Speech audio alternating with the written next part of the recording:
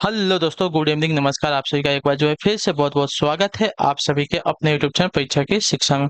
उम्मीद करता हूँ कि आपसे जो है अच्छे होंगे, कुशल मंगल होंगे। आपकी जो तैयारी है वो भी जो है एक नंबर बढ़िया तरीके से चल रही है। तो जो बच्चे क्लास में फर्स्ट टाइम है, पहली बार नए हैं, उसे होता है हमारे यहाँ पे आपकी बीएड इंटर 2025 की जो आपकी तैयारी चाहते हो कंप्लीट बेसिस पे रेगुलर करवाई जाए। तो जिसे भी तैयारी पूरी करनी है क्या करेंगे, चैनल को सब्सक्राइब करके हमारे साथ जुड़ जाएंगे। उसके बगल जो बेल आइकन देगा उसको भी आप लोग ऑन कर लेंगे, ठीक है। क्लास का समय देख लीजिए, जीके जीएस की जो क्लासेस सुबह 10 बजे डेली आपको हमारे चैनल पर देखने को मिलती है। हिंदी की जो क्लासेस शाम को 7 बजे आपको हमारे चैनल पर देखने को मिलती है। क्लासेस का जो शेड्यूल आपको इसी टाइम पर क्लासेस से जुड़ना, अपनी तैयारी को जो है पूरा और कंप्लीट करना है, ठीक है। बाकी नीचे डिस्क्रिप्शन में आपको इंस्टाग्राम टेलीग्राम का लिंक मिल जाएगा, तो आप लोग हमें इंस्टाग्राम पे जाके फॉलो कर लेंगे और टेलीग्राम चैनल से जाकर जुड़ जाएंगे। वहाँ पे क्या डेली बेसिस पे क्लास का अपडेट है आपको वो दिया जाता है। बाकी का भी जो अपडेट होगा आपको वहाँ पर दिया जाएगा, ठीक है। तो यह जो है हिंदी की 2024 यानी कि आज की जो है 2000 इस साल की 2024 की जो है लास्ट क्लास है। कल से जो है आपकी तैयारी ऐसे ही और भी बढ़िया तरीके से और भी अच्छे तरीके से करवाई जाने वाली है, ठीक है। तो चलें क्लास स्टार्ट करेंगे। एक एक क्वेश्चन को ध्यान से अच्छे से देख के उत्तर देने की कोशिश करते हुए साथियों आगे बढ़ते हुए चलेंगे, ठीक है। पहला क्वेश्चन आपके देखिए, हिया। हिया का तत्सम शब्द क्या होता है, बताइए। हिया। हिया का तत्सम शब्द क्या होता है? तो हिया का तत्सम आपका होता है साथियों हृदय, ठीक है। हिया का तत्सम शब्द आपका हृदय होता है। तत्सम तद्भव मैंने सब आपको क्लियर किया है, ठीक है।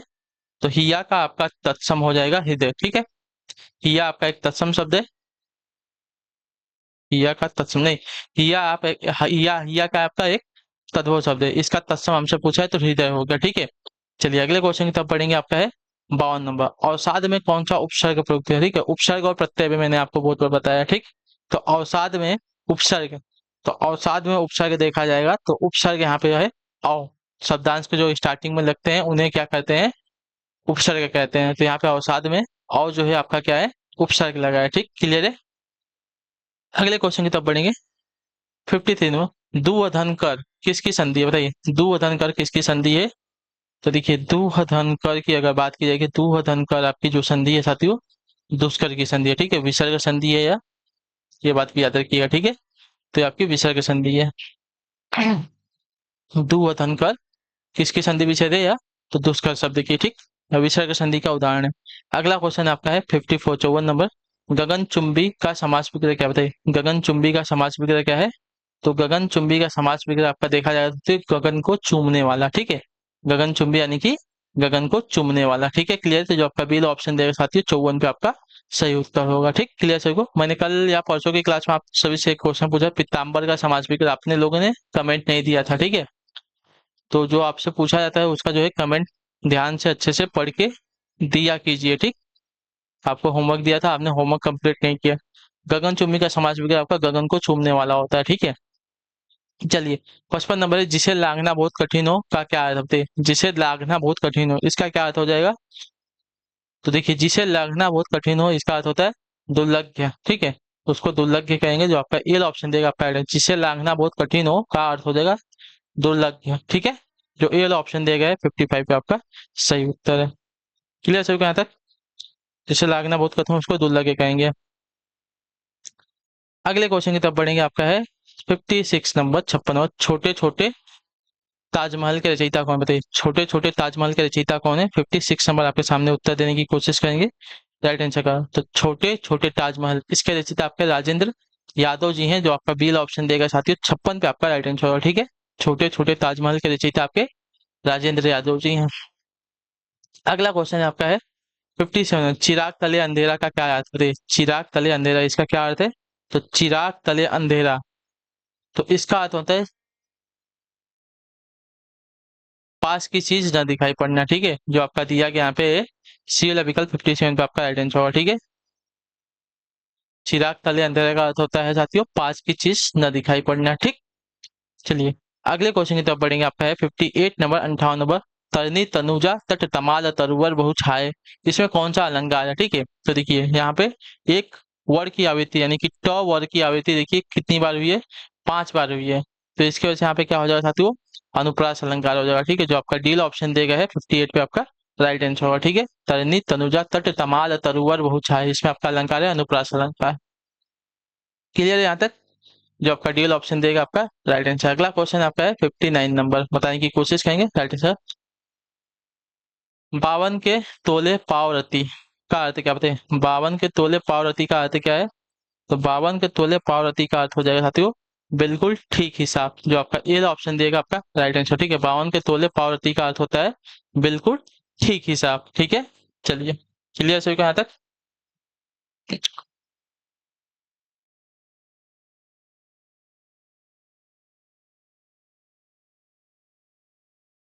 एक मिनट दीजिए मुझे।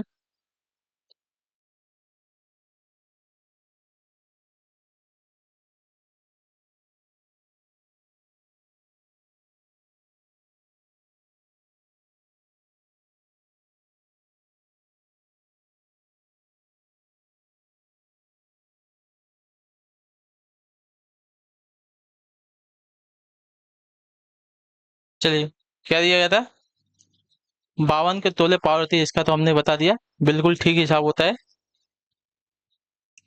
अगले क्वेश्चन की तरफ बढ़ेंगे, देखेंगे क्या दिया गया है। 60 नंबर प्रश्न। ठीक है, शेर के कान कतरना मुहावरे का अर्थ क्या होता है? शेर के कान कतरना मुहावरे का सही अर्थ क्या होता है? तो देखिए, शेर के कान कतरना मुहावरे का सही अर्थ अगर देखा जाएगा साथियों, तो यहाँ पे जो दिया गया है, बहुत चालाक होना। ठीक है, शेर के कान कतरना यानी कि बहुत चालाक होना होता है, जो आपका दिया गया सी विकल्प साथियों आपका राइट आंसर होगा। ठीक है, क्लियर है? चलिए, अगला क्वेश्चन भी देख लेते हैं। आपका 61 नंबर, 61 नंबर, सुरीला का विलोम क्या होगा बताइए? सुरीला, सुरीला का विलोम क्या होगा? तो सुरीला का विलोम अगर देखा जाएगा तो बेसुरा होता है। ठीक है, सुरीला का विलोम अगर देखा जाए तो बेसुरा हो जाएगा। ठीक है, तो जो आपका ड्यूल ऑप्शन देगा 61 पे आपका राइट आंसर है। अगला 62 नंबर है, 62 नंबर है, निम्नलिखित में से कौन सी जो है पूर्वी हिंदी की बोली है बताइए? कौन सी आपकी पूर्वी हिंदी की बोली है यहाँ पे? बघेली, मेवाड़ी, कुमायूनी या मैथिली? तो पूर्वी हिंदी की बोली आपकी यहाँ पे जो बघेली दी गई है, आपकी पूर्वी हिंदी की बोली है, जो आपका ए विकल्प देगा 62 पे आपका राइट आंसर होगा। ठीक है, क्लियर है? चलिए, बघेली आपकी पूर्वी हिंदी की बोली है साथियों। अगला है आपका 63 नंबर है, निम्नलिखित में से कौन सी जो है पहाड़ी भाषा की बोली बताइए? पहाड़ी भाषा की बोली हमसे पूछा है, 63 नंबर पर राइट आंसर क्या हो जाएगा? तो देखिए, पहाड़ी भाषा की बोली अगर देखा है, गढ़वाली, कुमायूनी, पश्चिमी पहाड़ी, ये सभी के सभी हैं, तो जो आपका डी विकल्प देगा आपका राइट आंसर होगा। ठीक है, क्लियर सभी को? गढ़वाली, कुमायूनी, पश्चिमी पहाड़ी, ये सभी के सभी जो आपकी पहाड़ी भाषा की बोली है। ठीक है, क्लियर है? चलिए, 64 नंबर, दाजू कहानी किसकी रचना है? दाजू कहानी किसकी रचना है? तो मैंने इसके बारे में शायद आपको पढ़ाया है। तो दाजू कहानी जो है शेखर जोशी की रचना है, जो आपका दिया गया बी विकल्प आपका सही उत्तर है साथियों। ठीक है, दाजू कहानी जो है शेखर जोशी की रचना है, जो दिया गया है आपका यहाँ पे। कौन सा वाला?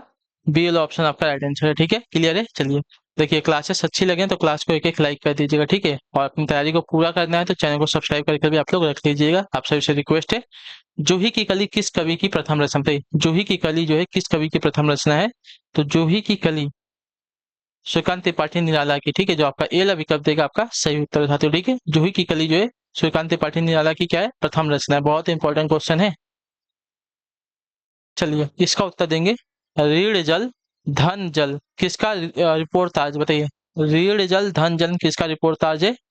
तो यह जो है साथियों हरीश्वरनाथ रेणु का है, तो जो आपका ए ऑप्शन देगा आपका राइट आंसर हो जाएगा। ठीक है, क्लियर सर को इसके बारे में? रीढ़ जल धन जल हरीश्वरनाथ रेणुका का है रिपोर्टाज है, तो जो आपका ए विकल्प देगा 66 66 पे आपका सही उत्तर है।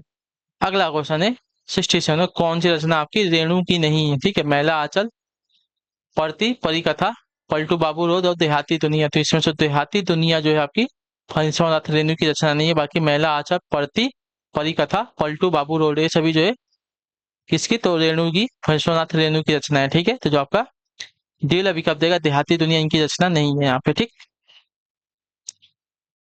चलिए, 68 नंबर, कौन सही सुमेलित है बताइए? कौन सा सही सुमेलित है यहाँ पे हमको बताना है। ठीक है, तो सही सुमेलित की अगर बात की जाएगी तो यहाँ पे जो दिया गया निर्मल वर्मा का अंतिम अनरण, ये आपका जो दिया गया है सही मिलान है। ठीक है, बाकी जो दिया गया है ये आपका गलत मिलान है। ठीक, चलिए,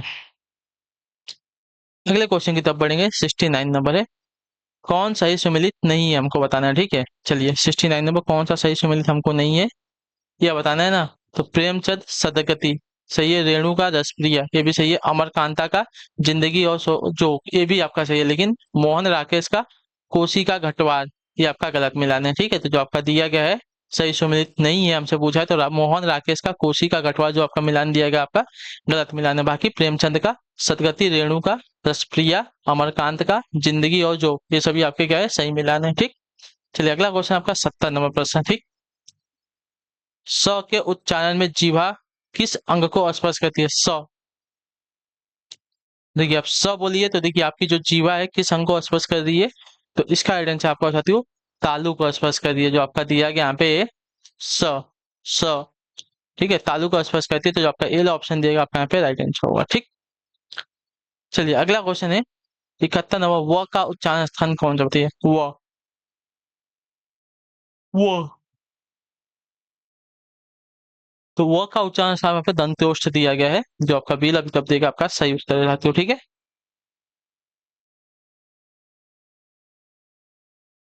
चलिए अगले क्वेश्चन की तरफ बढ़ेंगे। आपका है 72 72 नंबर है, वयोवृद्ध का संधि विच्छेद क्या होगा बताइए? वयोवृद्ध का संधि विच्छेद क्या हो जाएगा? तो वयोवृद्ध का वयाधन वृद्ध होता है। ठीक है, वयाधन वृद्ध जो आपका दिया गया यहाँ पे ये मतलब सी वाला ऑप्शन आपका राइट आंसर होगा। ठीक है, वयोवृद्ध का संधि विच्छेद वयाधन वृद्ध होता है, ये आपका विसर्ग संधि का उदाहरण है साथियों। अगला आपका 73 73 नंबर, संकल्प का संधि विच्छेद क्या होगा बताइए? संकल्प का संधि विच्छेद क्या होगा? तो संकल्प का सम धन कल्प हो जाएगा। ठीक है, सम धन कल्प जो आपका बीएल ऑप्शन देगा आपका राइट आंसर होगा। ठीक है, संकल्प का संधि सम धन कल्प होता है।